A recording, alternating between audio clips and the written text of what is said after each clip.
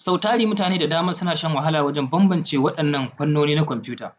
A wannan bidiyon bari mu ga bambance-bambancen waɗannan fanni na kwamfuta kamar computer science, information technology, software engineering, computer engineering da kuma cybersecurity da abubuwan da suka ƙunsa da kuma dalilin da yasa za ka karanci kowanne daga cikinsu. Da farko muna da computer science. Aka ce computer science wani fanni ne na duniyar computing wanda abin da ya shafa shi ne abin da ya shafi theory, mathematical da kuma algorithmic foundations na computation. Wato ita duniyar computing ɗin gaba ɗaya yawanci ana alaƙanta ta da abubuwa biyu ne suka samar da ita, computer science da kuma computer engineering.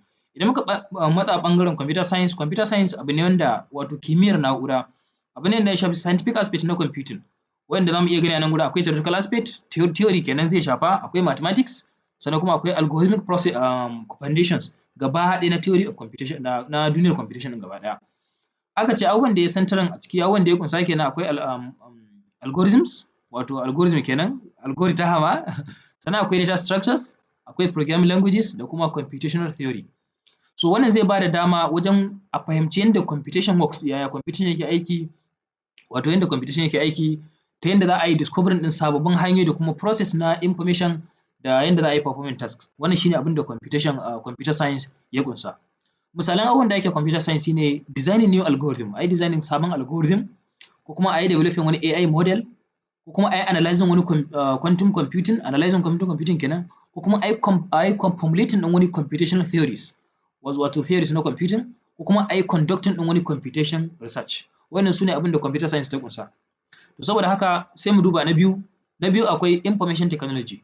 Shi kuma information technology abin da ya focusing a kai shi ne practical application, management, maintenance na computer systems, waɗanda suka shafi abubuwan da ya shafi fannin technology, wato technological needs da kuma waɗanda suke kan individual organizations, wato a karan kanka kai individual ko kuma organization, wani company kenan, corporate organizations, government organizations ne, non-governmental organizations da sauran wurare na aikin computer dai haka, wanda abubuwan da suka shafa ɓangaren installing, configuring da kuma supporting hardware, software, networks da kuma databases.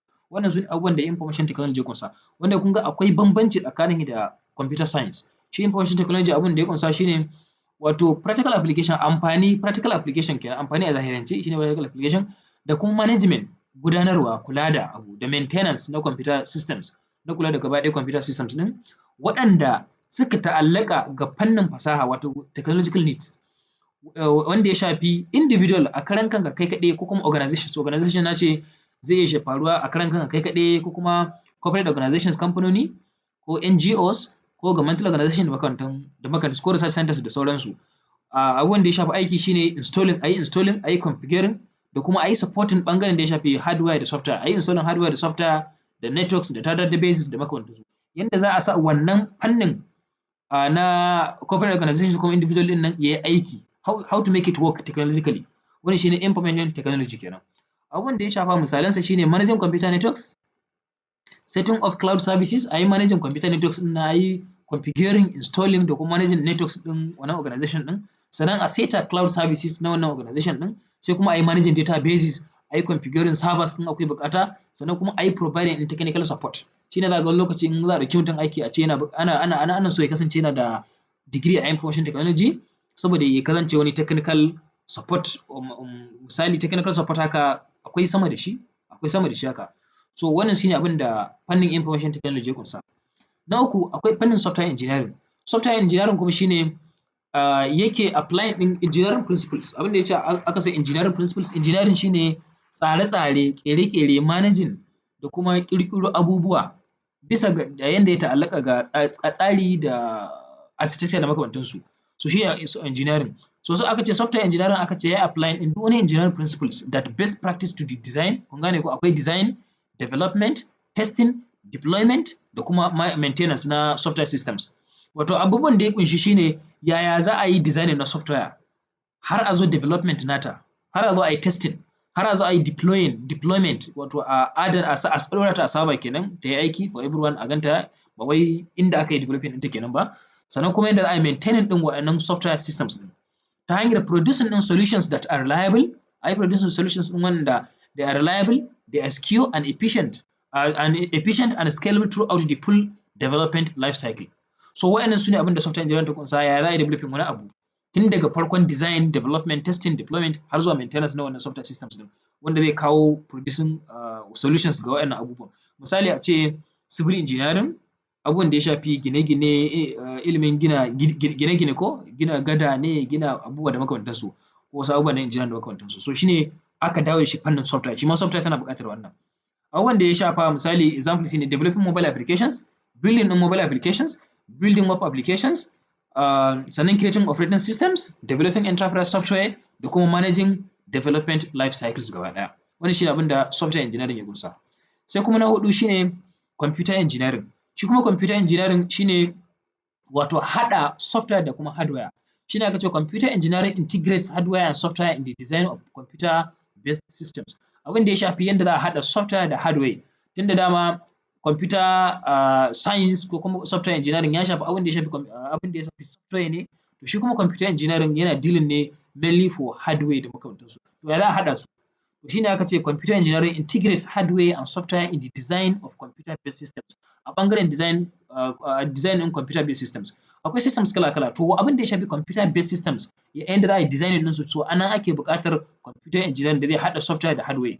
Combining electrical engineering, abin da ya shafi kun ga an shigo electrical engineering, kafin da a kawo computer engineering Najeriya da electrical engineering ake yi, daga baya kuma da aka kawo computer engineering, yawanci suka wuce computer engineering, daga baya kuma aka ƙara kawo computer science. Sannan kuma abin da ya shafi wato electrical engineering da computer science, kun ga an haɗa electrical engineering da computer science to develop processors, a yi building ɗin processors, musamman processors na computer ko circuit boards, embedded systems, computer architecture and IoT devices da makamantan abubuwan da ya dace waɗanda ya haɗa computer da hardware, computer hardware da kuma computer software kenan. Shine computer engineering. So abubuwan da ya shafa shine designing new CPUs, ƙirƙirar new CPUs, central processing units, developing embedded systems, abin da ya shafi embedded systems, mun riga mun sani embedded systems ko? Sannan sai kuma building IoT devices, designing computer hardware da kuma optimizing computer architecture da makamantansu. So wannan shine abin da ya shafi computer engineering. Sai kuma na ƙarshe shine cybersecurity.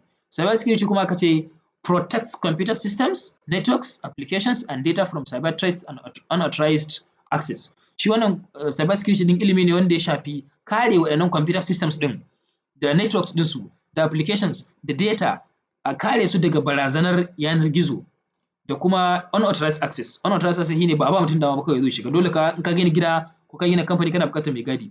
To wannan an gina computer systems, networks, applications, data da makamantansu, ana buƙatar a samu ilimin da zai kare waɗannan abubuwan. Identify risks, yanda za a identify risks, mun san risk ai ko? Detecting and preventing attacks, yanda za a yi detecting kuma a yi preventing waɗannan attacks ɗin, and responding to incidents, in wani abu ya faru ya za a yi responding to incidents, and implementing strong security measures, yanda kuma za a yi implementing ɗin strong security measures da za su kare waɗannan systems ɗin from cyber threats. So abin da ya ƙunsa su ne detecting and preventing cyber threats, securing networks, encrypting sensitive data, conducting security assessment, investigating security breaches. So a nan wurin kun ga an ce detecting and preventing cyber threats, yanda za a yi detecting kuma a kare cyber threats daga waɗannan hare-haren da ake kawo ko? Shine securing networks, a kare networks, a yi encrypting ɗin sensitive data, saboda yanda ba za a bari kowa da kowa ya gani ba, ko da ce ma misali an shiga ba za a ga abubuwan da bai dace ba, sensitive data kenan, a kare sensitive data. Sannan kuma a yi conducting security assessment na security, sai kuma a yi investigating ɗin wato security breaches waɗanda in ya faru. So waɗannan su ne abin da ya shafi cyber security kenan. So waɗannan fannonin a ina za ka koye su? A Flowdiary za ka koye su. Duk waɗannan abubuwan muna koyar da su a Flowdiary. Misali in banda computer engineering shine kawai ba a shigo da shi ba. So misali na farko shine kaga akwai full stack web development. In ka ce kana so ka koyi software engineering, za mu ce ma ka je ka yi full stack web development, ko kuma mobile app development, ko kuma machine learning mystery, ko kuma blockchain development. Waɗannan abubuwan da lissafo su a waɗannan guda huɗu na farko dukkansu suna fannin development. Idan aka ce fannin development shine fannin ƙirƙiran abu, software engineering kenan. Kun gane? Wani shine ƙirƙiran abu, ya za a samar da abu. Sannan na biyu kuma shine cyber security, fannin na biyu kuma shine cyber security, wato kare wannan abin daga attacks kenan, ko kuma ethical hacking and bug hunting. Wato in an yi exploiting waɗannan, in an gano waɗannan abubuwan, ya za a yi reporting domin kar a bari macuta yau su cutar da wannan systems ɗin ko kan networks na makamantansu. Sannan akwai irin su data analysis, ya za a analyzing data, sababbin skills na waɗannan, sai kuma UI UX design, ya za a yi designing ɗin duk wata software da za a gina, dole sai an yi UI UX ɗinta, design ɗinta kafin a shigar da ita into development. So waɗannan su ne skills da za ka yi koyon su a Flowdiary, waɗanda high level skills ne, suna da matuƙar muhimmanci, waɗanda suka yi dealing wasu abubuwan da aka yi a baya. Misali zan yi bayani akan su ɗaya bayan ɗaya. Misali idan muka zo next video yanzu ina fatan mun fahimci waɗannan fannoni guda 5 na kwamfuta, su ne computer science, information technology, software engineering, computer engineering, cybersecurity da kuma waɗannan fannonin da ya ƙunshe su. Ina fatan mun fahimta. Ku ci gaba da following Flowdiary kuma ku kasance tare da mu ku yi enrolling courses da dama. Ga yanda za ku yi enrolling courses shi ne flowdiary.ai.